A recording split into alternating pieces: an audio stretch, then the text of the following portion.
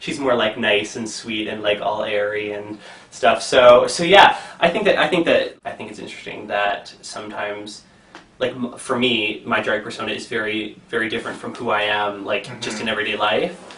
But for some queens, it's not like there's not really that line because they're kind of queenie just every day. So, yeah, exactly. Yeah.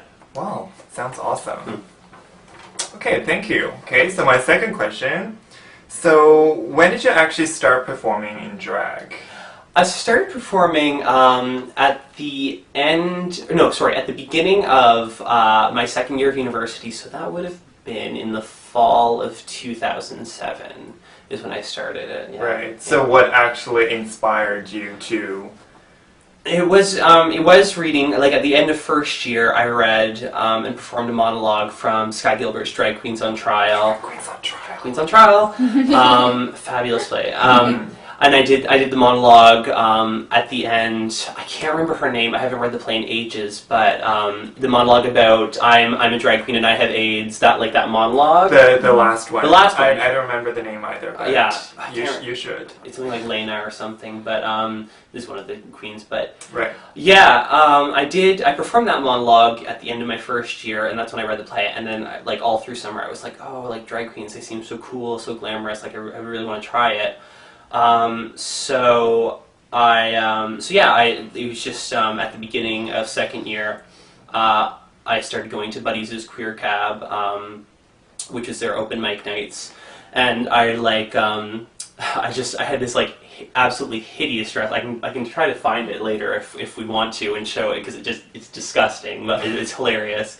And I did eyeliner, and that was like all the makeup that I wore, and I didn't even have a wig, and I got up on stage in like a pair of heels that I found, and I was just like, ah. But it was so much fun, and I really like good reception from Buddies because they're fabulous, right.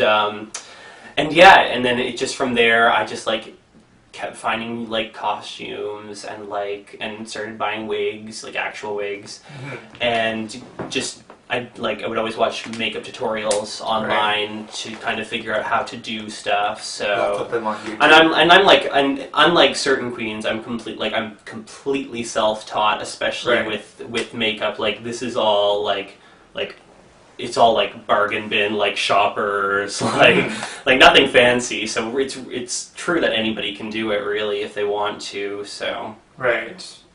Yeah, it's just interesting that it's actually because of that monologue by the last drag queen that actually inspired you to become a drag queen. Because I just felt like, that last monologue is kind of depressing because, I had a hard time trying to finish reading that part because I personally didn't realize there was that many things going on or that there could be that many things going on in a drag queen's life. Yeah. So, it's just really interesting to know. Yeah. Yeah, and I think that, but I think it's a sad monologue, but, and I don't remember, I really should read it at some point again so I know what I'm talking about. But I feel like it's also showing how there's a lot of power and resilience too, and I think we can talk about that later, but I think that it's really, really important to drag queens is that they're very powerful and they've always been very resilient in the community, so. Yeah, exactly. Cool. And, okay, my next question is that are there any issues that you usually come across when you're performing drag?